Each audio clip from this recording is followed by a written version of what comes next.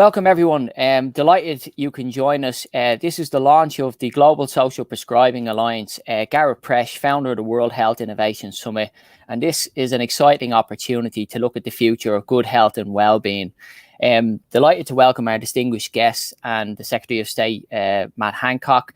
And I'll pass over to James Sanderson now, who'll give you an overview of the Global Social Prescribing Alliance and the opportunity it gives to the UK and the wider world in terms of prevention, looking at anticipating the future, particularly around the staff shortages that we face, and also looking to the opportunities to create new and meaningful jobs in health and social care.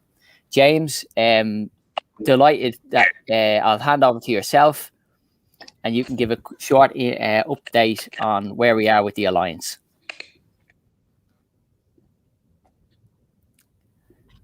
I think James has frozen, unfortunately. Let me do a short introduction. Matt, would you be happy to... I'm absolutely delighted you could join us, Matt, and please take the floor. Well, thank you very much indeed. And thank you for having me. And it's great to see such distinguished guests on this Zoom. I really appreciate it. It's such an important and exciting topic that we're discussing today with the launch of the Global Social Prescribing Alliance. And if you think about it, in recent months, many of us have drawn comfort from nature, communities, the arts, breathing life maybe into the musical instrument you might not have touched since you were a teenager. And of course, exercise, taking a brisk walk around your neighborhood, maybe discovering nature you hadn't really realized was on your doorstep because of the restrictions we've all been living under. Even spending time in your kitchen baking bread, something that I've even talked about in the House of Commons over the period of the pandemic. These kinds of activities have helped us through difficult days, and equally we've struggled as we've become disconnected from some of the activities that give us strength. There's other things that we haven't been able to do and we miss them dearly. Maybe social exercise with others, trips to the theatre, evening classes. And it's a reminder, ultimately, all of these things, what we've done and what we miss, are a reminder that we are social beings and that what keeps us well is more than just medicine. As human beings, we are united by these common feelings that we all have. And we know that social prescribing can be such a powerful force for good. And that's obviously not just true here in the UK, but it's true the world over. So I'm absolutely thrilled to see the launch of the Global Social Prescribing Alliance today. I think it's incredibly important, and it can be a powerful platform for sharing experience, learning from others. And the reason I wanted to join, I was so grateful to get the invitation, is because I'm absolutely determined for the UK to play a central role. Our experience here is that social prescribing works. I know that from experience before I was the health secretary, in my previous role as culture secretary. Feels like a different age. 2.5 years ago, then I could see that culture and the arts are not just a huge drivers for the economy, but also powerful instruments for well-being and for people to gain meaning and dignity. And these things matter to your health. And if our goal is to promote health and happiness, and surely it is, so we need to take into account all of these wider impacts, the things that cause health and happiness, as well as, of course, vital pharmaceutical interventions, health treatments that are more conventional, which obviously are vital too.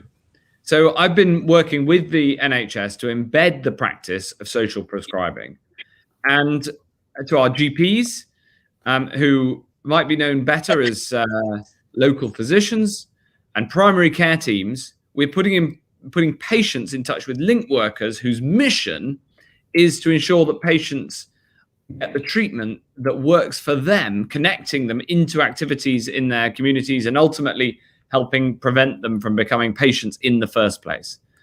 This prevention agenda is getting more and more established in the NHS and is a vital part of the future.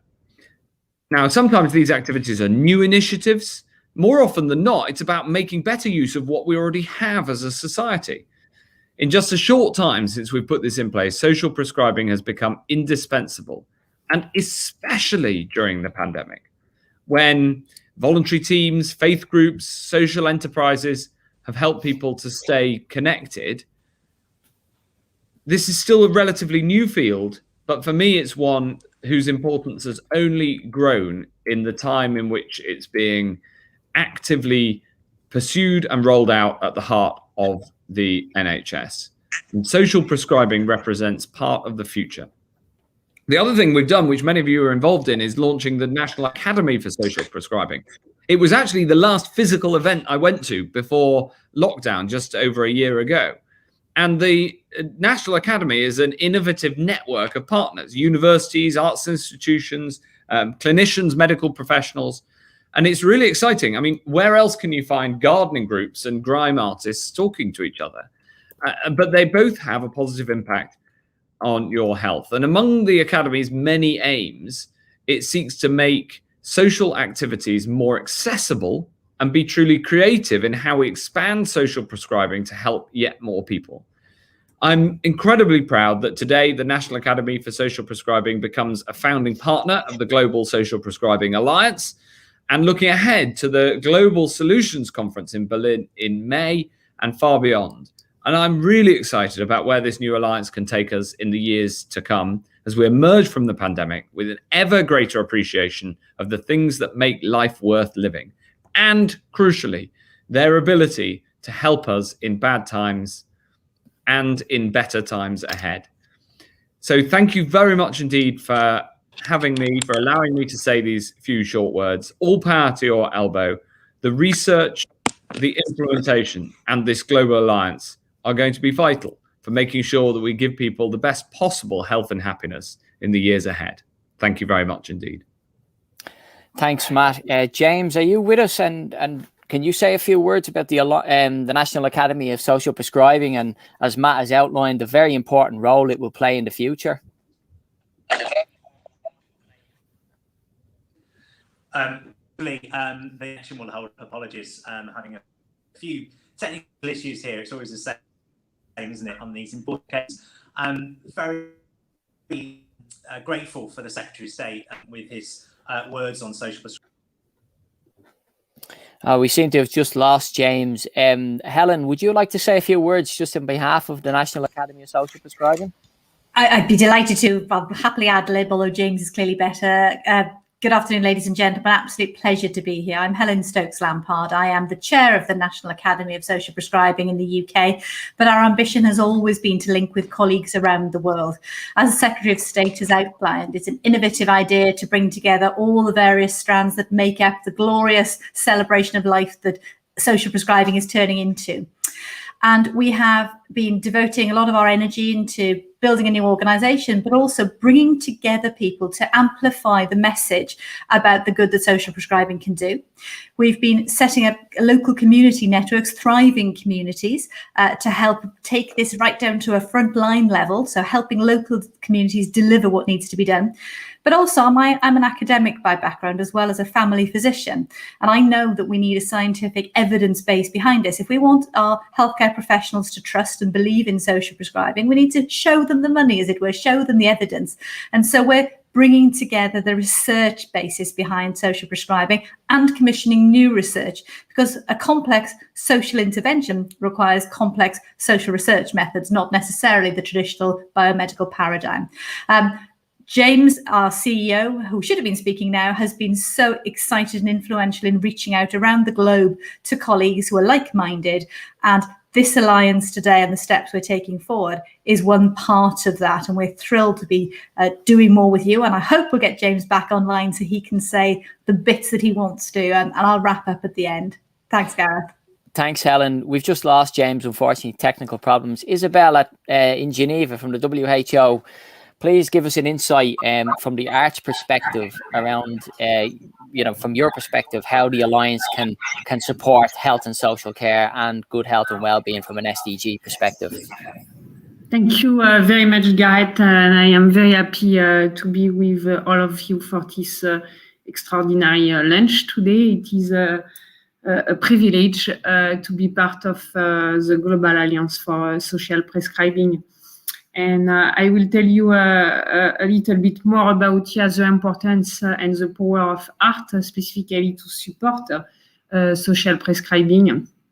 Art, as part of social prescribing, can facilitate social inclusion, addressing specifically stigma and community participation.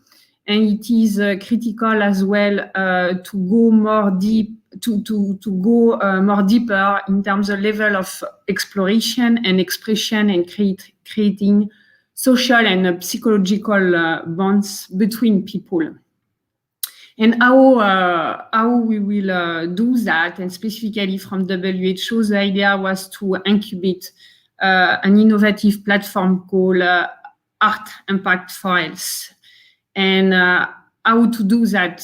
First, it is to build the community first, as it was mentioned, through the engagement in positive activities such as art, and as well to use this platform to identify and map all relevant programs, and specifically around the use of art to improve social prescribing.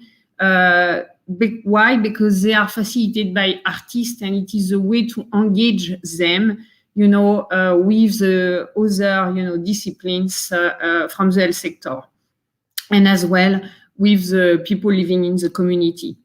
It is very important as well to have this platform to facilitate at worldwide level active participation in creative activity, and this activity can promote health and well-being. And it is as well critical to help people in their recovery through creativity and increasing this social engagement. For example, Art Impact for Health have been able to perform a lot of different activities already at international, regional, and local level, or national level, if you prefer. For example, what we have been able to do is to present different international art exhibits on very important public health challenges. For example, the topic has been addressed. It was about the violence against women. It was about the importance to have consciousness leadership, for the organization and society. And as well, an international art exhibit in New York about the importance to reach universal health coverage and to call for action. To bring all the stakeholders over the world together. But for example, at the national level, we have been able to lead one activities with the Ministry of Health, and the CHU of Mohamed VI in Morocco. And it was very beautiful to see how, for example, Morocco have been able to set up art and culture program for now more than 15 years, and how to support them directly, and what we are doing with them. We are able to organize, for example, and to facilitate art workshop. For example, in Morocco, we have been able to involve different, range of services, from pediatric to the palliative care center. And as well to present a national art exhibit and to create a very dynamic and beautiful panel of discussion, on to bring different stakeholders together. And it is very important that it was mentioned about evidence, and we need definitively to develop a new methodology, new way of, new way to assess, this very important impact and how social support can impact healthcare and as well well-being. And to finish, I would like to engage, in this global alliance, other art activities together. And for example, we have done as well a workshop in Peru, Colombia, and we will plan more this year. Specifically one workshop, art workshop, will be done as well in Mexico, and that it will be with people with cleft issue, but that can be extend to any patient and any specifically marginalized, and very remote people and patient. And it is just a quick overview of what we can do together. And I am so happy we can engage, this very important creative design movement, I will say, and to put the people in the center of their well-being and their health. Thank you so much, Gareth. Thanks, Isabelle. Roland, delighted to welcome you to the forum. The floor is yours. I know you're a big Beethoven fan and the influence that music has on your health and well-being. And please do tell us about the opportunities, particularly to work with the African Union and your upcoming visit with Felix, the President of the African Union. You're on mute.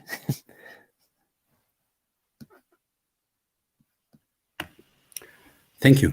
I remember still the time before COVID, because it was Pope Francis who started the initiative of having SDG 1 concerts at least once per year in order to illustrate how it is important that we let the language of music unite us and make sure that although a lot of people are already engaged in implementing these 17 Sustainable Development Goals, that there are unfortunately too many left behind. And it was the COVID-19 task force which Pope Francis set up, where I had the honor to work with Gareth and a lot of your experts in order to make sure that we are not missing out the information on those who no longer make the headlines. We see in the numbers that there are unfortunately an increasing amount of people who see no more hope, who are desperate. And that is, and it was already the moment earlier on where we said we need to focus on everything which can strengthen our mental health. And it was Johann Sebastian Bach who signed every piece of music he composed with SDG. Well, he didn't know that on September 25, 2015, 193 heads of states would get together and agree on implementing these 167 targets. When he signed his music with SDG, he meant it Sole Deo Gloria. And if we can find a way that every project, what we have in mind, no matter in the field of health or in all the other areas, that we can sign this project after it's closed, after it's done, that we can sign with Soli Deo Gloria, I think we have achieved what we want. Because next week, as Gareth mentioned, I'm going to Kinshasa as in DRC, the new president, Felix Tshisekedi, is not only eager to learn from your projects in UK, but as he is for the coming 11 months, the president of the African Union, he is as eager to take whatever he can do to make it not only a reality for his friends in the Congo, but all over in the African Union. That is why it is so important that Matt mentioned the Global Solutions Conference, which will take place in May in Berlin, where we will have a lot of this group explain to those who are working very closely to the G20 what needs to be done, that it becomes the new normal, that we are not just waiting until somebody needs a medicament, but that we can start much earlier on the child level as well up to the senior citizens. It was inspiring to see the little kids in the townships of South Africa perform their version of Silent Night on instruments which you never have seen before. If we are in lockdowns, that should never stop us to make sure that the language of the arts, the language of music will be quiet we can perform in all ways we want and we have to. Because if we forget those who are living in senior citizen homes, if we forget the little ones, we lost everything what we tried to achieve. And therefore, I'm grateful that UNGSII and the SDG Cities Initiative can play, hopefully, a role, making your voice be heard on all continents. Thank you, Gareth.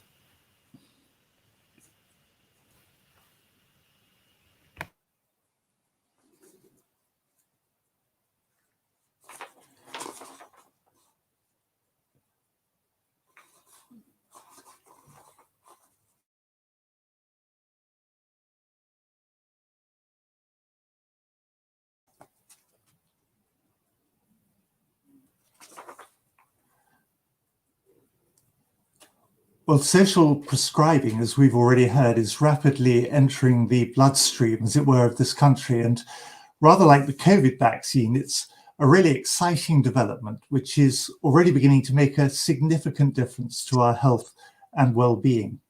It also makes economic sense, and it's helping to reduce the tremendous pressure currently being experienced by our wonderful NHS staff in GP surgeries as well as in hospitals.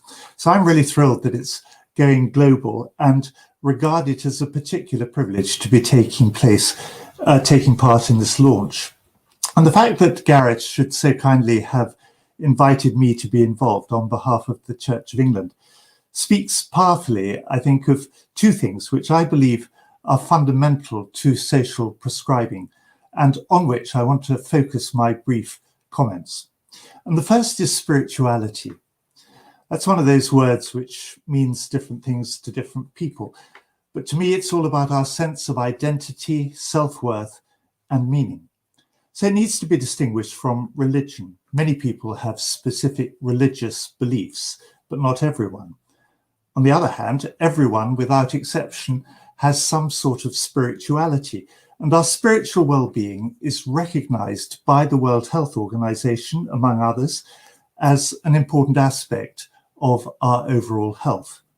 And that's because health suggests wholeness, wellness in body, mind, and spirit, which is so well encapsulated in the Old Testament concept of shalom.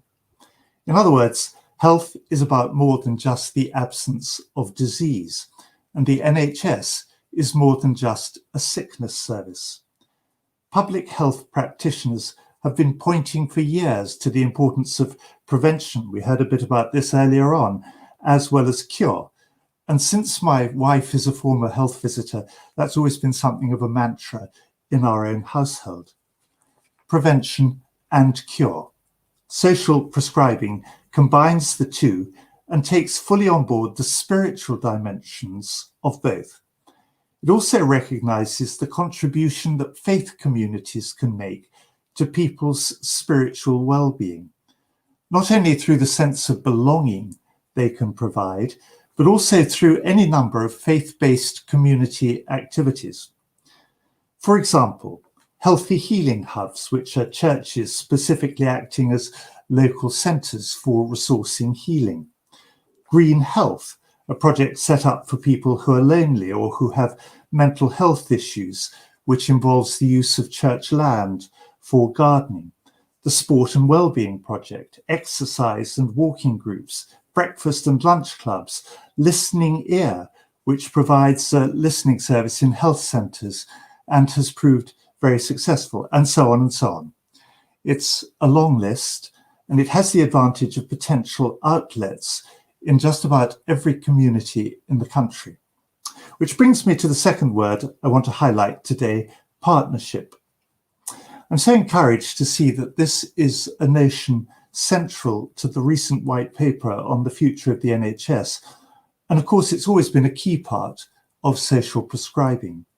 So local link workers are in touch with any number of community groups and activities engaged in everything from singing, and I'm so looking forward to hearing from the Director of English National Opera in a moment, singing through to football and gardening.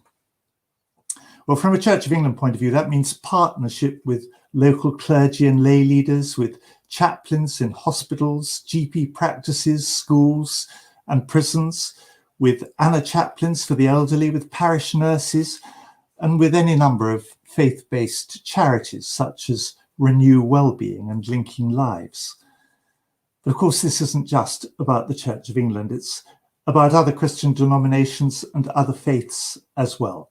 And where necessary, I hope we may be able to act as brokers in that regard. Nor is it just about the UK, as we're being reminded today. And I know from recent conversations with representatives from the Anglican Communion Office and the recently revived Anglican Health and Community Network that there is already a great enthusiasm for the rollout of social prescribing around the world, especially with regard to its impact on mental health. I also know from my own experience that church involvement can make a significant difference to the development of initiatives such as this in health and well-being. So, for example, as a spin-off from Global Cancer Week 2 years ago, I found myself traveling to Ghana to work for a few days with a leading breast cancer surgeon who was and still is desperately concerned to get women to come for a checkup, especially when they have early symptoms of the disease. Most don't, because there is a huge social stigma attached to breast cancer there. We were able to address huge crowds through local churches, and in particular, able to talk with influential pastors whose sermons and advice can carry a great deal of weight in that country. And there's a bit of a parallel here with the take-up of vaccination in some of our communities. So we're really delighted about this partnership and grateful for involvement at this initial stage of the evolution of a global social prescribing alliance. I've no doubt at all that it will be a powerful force for the common good around the world. And I offer my thanks and congratulations to all those who brought it this far. Thank you. Thanks very much, Bishop James. Jenny, from English National Opera, please give us an insight how you are actually supporting the recovery of patients of COVID-19 through opera, which is just amazing. What a fantastic opportunity. Thank you so much. It's a real pleasure to be here this afternoon. So my name is Jenny Mollica, and I'm the director of ENO BALIS, which is the English National Opera's Learning and Participation Programme. And it's hugely inspiring to hear from other colleagues here this afternoon. And I'm joined here this afternoon as well by Dr. Sarah Elkin from Imperial College Healthcare Trust, who has collaborated with us on this programme from the very beginning and is going to be speaking with me as well. So just to give a little bit of context, the ENO and English National Opera has a long-standing history of working out in the community beyond the walls of our home, the London Coliseum. And it's really in our DNA from our socially driven roots from our founder, Lillian Bayliss, back in 1931. And within my role, what we're really interested in is revisiting those socially driven roots from Lillian Bayliss and exploring what our social and civic purpose means as an arts organisation today.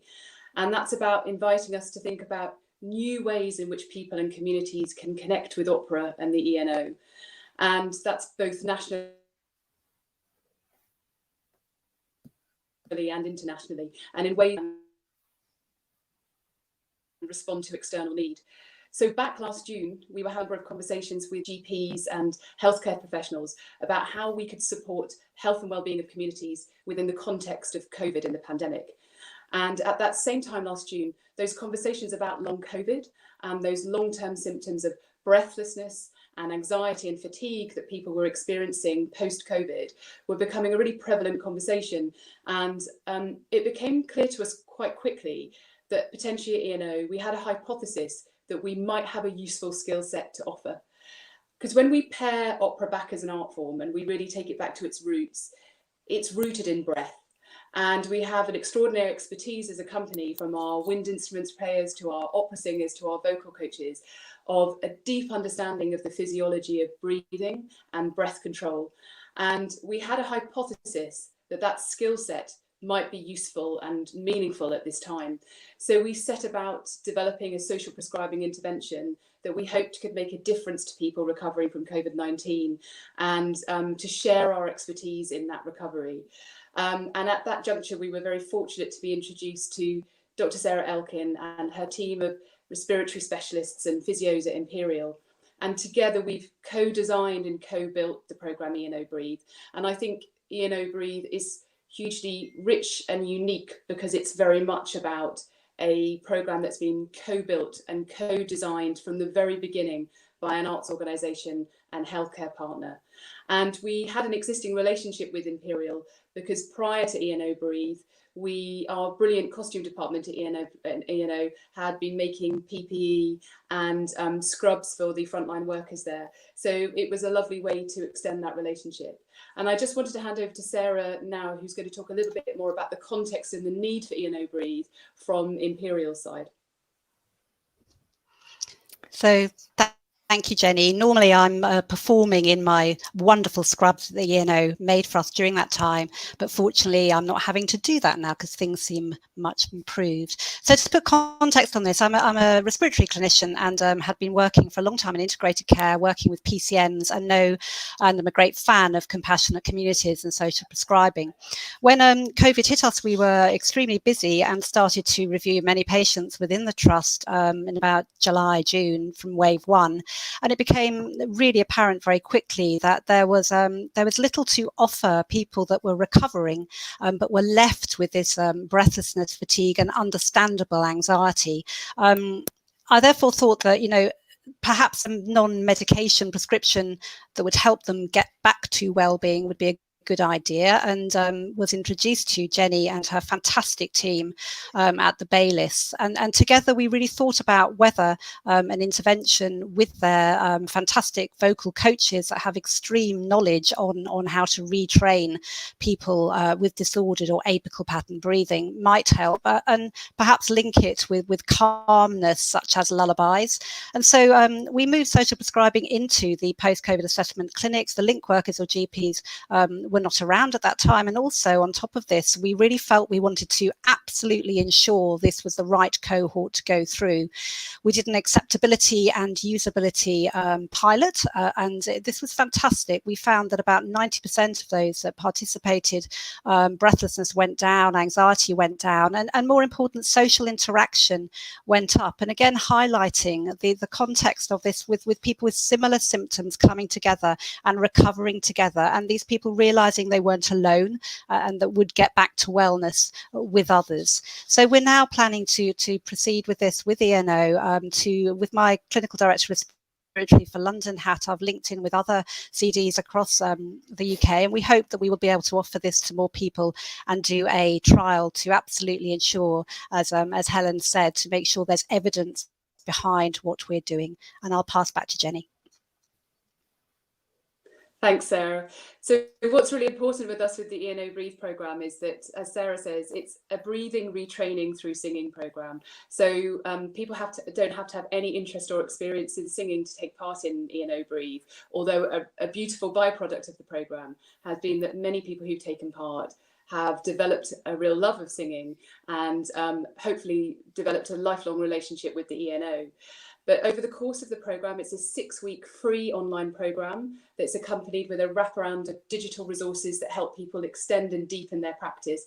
We cover a range of exercises that mirror the training of opera singers, which will include things like posture. So really making the most of in order to make the most of what you've got, you need to be sitting well and finding space, combating vocal fatigue, exercises for healthy vocal production.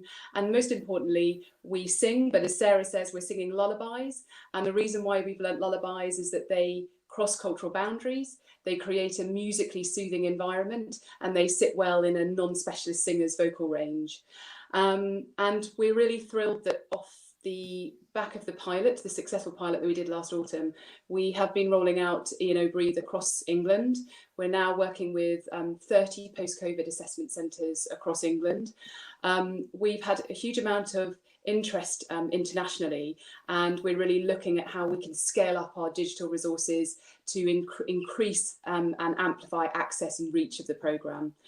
And I think what ENO Breathe really demonstrates, as Sarah has said, is as a non-medical, non-clinical intervention, it's about getting people back to wellness more quickly and getting them back into society. And many people on the programme have really spoken about feeling that that they hadn't been seen or heard with long COVID, and that this programme normalised it, has given them confidence to move back, to move on and integrate back into society. And I think for ENO, it's changed the way we think and work. Partnering with a healthcare partner changes the way we think about the relevance and role that we can play in society. And I think it demonstrates that ENO is more than an opera company, more than about opera on stage, that we have a civic role to play that can offer something meaningful that can matter to people in the world. Thank you very much. Thanks, Jenny. Dr. Jagan John in London. Thank you. Thank you for the introduction. Thank you for letting me join this Global Social Prescribing Alliance Forum. This has been a fantastic thing for the NHS. Social prescribing link workers are now pretty much part of the fabric of the NHS. And I'm a GP, a family practitioner, and having working alongside these social prescribing link workers, we've started to create that agenda for prevention, and not only about prevention, but also thinking about holistic medicine, i.e. demedicalizing some of the things that we have been traditionally doing via medications and also via medical treatments. Our social prescribing link workers have been fantastic because one of the things they offer is time.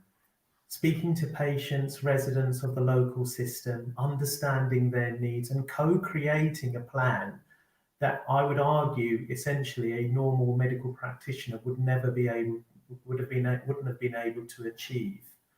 I think for us, it is now moving about using the whole system, i.e. the community and people, as probably the biggest assets in the treatment or in health and well-being, and really co-creating something that we would probably never be able to achieve on using medication or medical resources alone.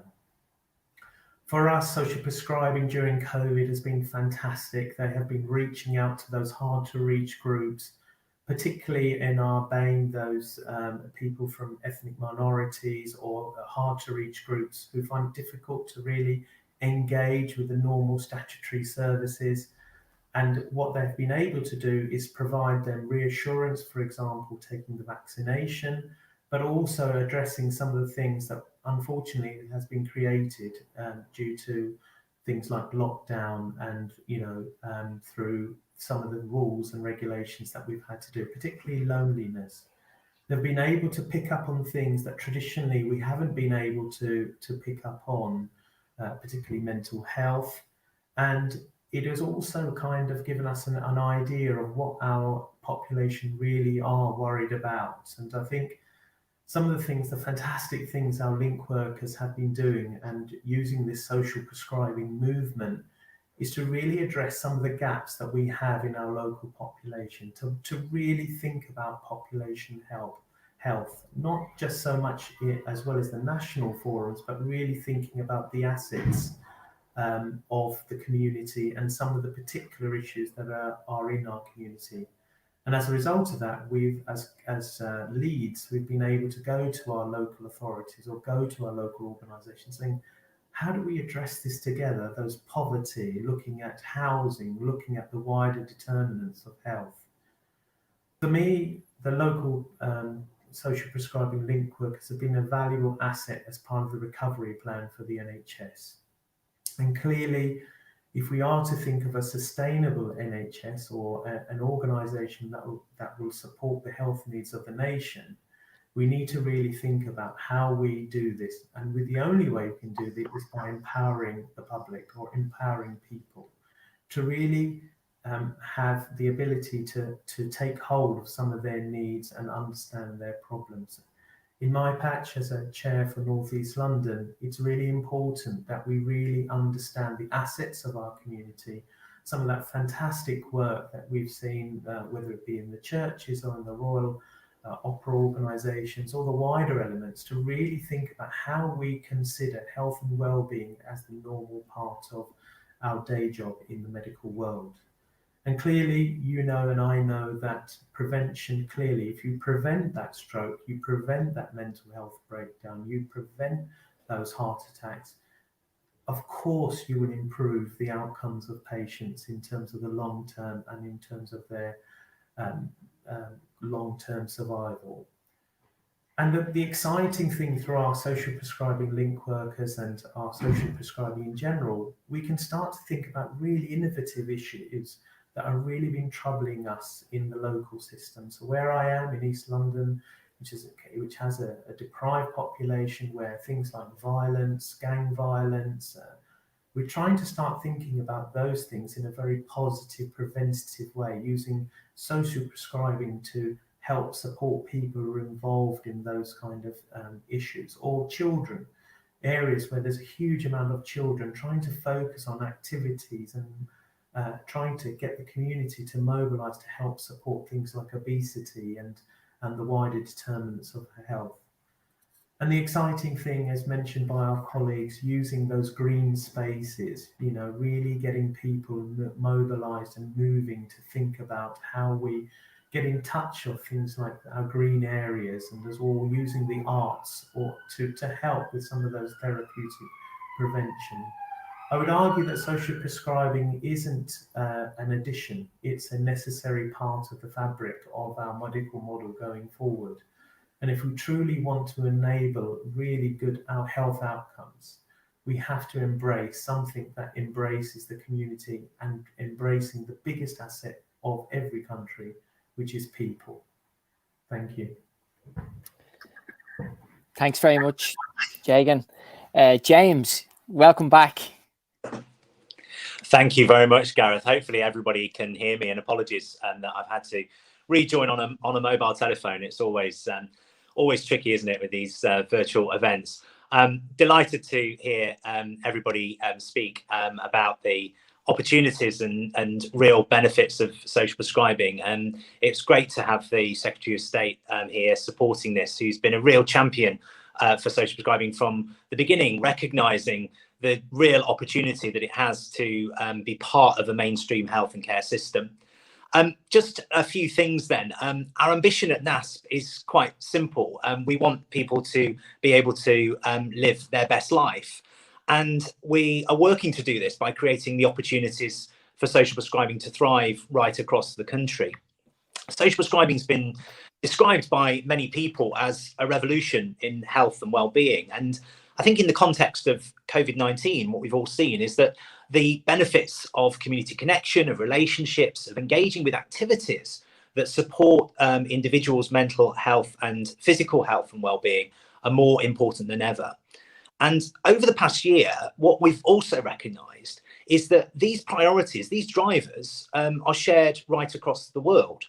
And in that way, social prescribing is actually an amazing vehicle for making connections, both domestically and internationally in countries. But it's also really interesting to note that it's not just connecting individuals, it's actually connecting organisations across traditional boundaries. So in local areas, what we're seeing the community choir linking with the mosque, linking with the library, linking with the football club, linking with the dementia cafe, and creating opportunities for communities to work together in a much more distinct way, supporting health and well-being of their populations. And the key to this, as you've heard from Jagan just now, has been the role of the link worker, who've done incredible work to connect people up to community groups, working with people, finding out what matters to them, linking them to activities based on what's going to really improve their health and well-being. And I want to really thank link workers across the country who've been doing amazing work over the past year. I also want to thank voluntary community faith social enterprise organisations who have done amazing work, particularly in the last year, but for many years before that, on creating the opportunities for health and well-being to be supported in a natural way through various activities, various interventions, whether that is the arts, whether that's physical activity, whether that's connection through knowledge and information and support, or, as we've heard, the natural environment.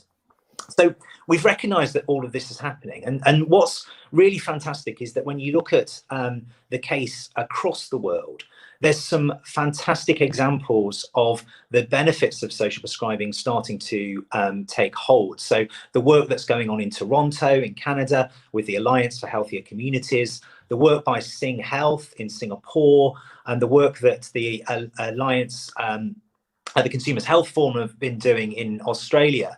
And also we heard a few weeks ago from clinical champions, students working in various clinical settings, medical students from right across the world. We had students talking about the benefits of social prescribing from New York and Greece and India and Japan and Thailand and Wales and Scotland. A fantastic celebration of the opportunities that can come by bringing everybody together. So the Global Social Prescribing Alliance is a vehicle to really push forward these connections, create the opportunities for innovation to thrive, create the opportunities for us to share knowledge and skills across the world. And we have 6 very, very simple aims. Firstly, we want to develop a universal narrative. We think that those drivers are universal across health and care systems. And we think that we can embed the opportunity of this global narrative that everybody can get behind. We want to see the benefits of clinical leadership as well, drawing together clinical leaders across the clinical professions, whether that's GPs, allied health professionals, people working in all aspects of the care centre, championing this as a global movement. We also want to look at ways of creating innovative development approaches to community support. This has got to be focused on the existing strengths and assets of those communities, and it's got to also look at economic models as well as the development of community assets. We then want to create the building blocks for social prescribing. How can we create a flat pack? How can we draw together the best of what's happening across the world, examples of best practice to create a universal model that can be implemented at scale, to make it easy for areas to put that in place? We also recognise that there are going to be workforce challenges. We need new skills. We need to plug gaps in workforce. We need to develop new workforces like we're focusing here in relation to the development of the link worker model. And finally, of course, we need digital solutions as well to harness information and enable this to happen at scale. So I think we've got a fantastic opportunity through the Global Alliance. I'm glad my internet connection has held up for me to be able to say these few words. Thank you to everybody else that's spoken and supported our launch today. Helen. Well, thank you all so much for joining us today. It has been a remarkable 50 minutes or so. So many of you are logged in all around the world, and I hope you've been as uplifted as I have been, inspired even. Apologies, we've had a few technical hitches, but this is the new world we live in. I want to say particular thanks to Matt Hancock, the UK Secretary of State for Health and Social Care, who's been a massive advocate for social prescribing. Thank you, sir, for making the time to join us when you've got a few other things on your mind right now.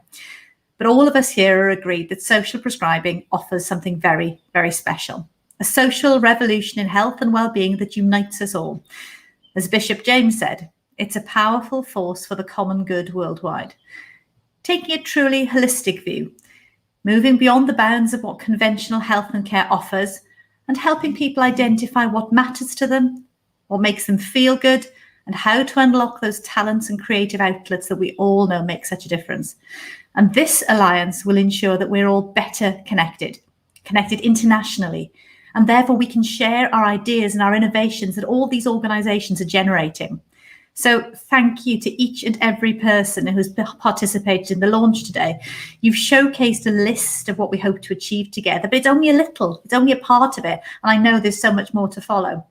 I'm taking away energy, excitement, innovation, inspiration. It's been palpable from every speaker.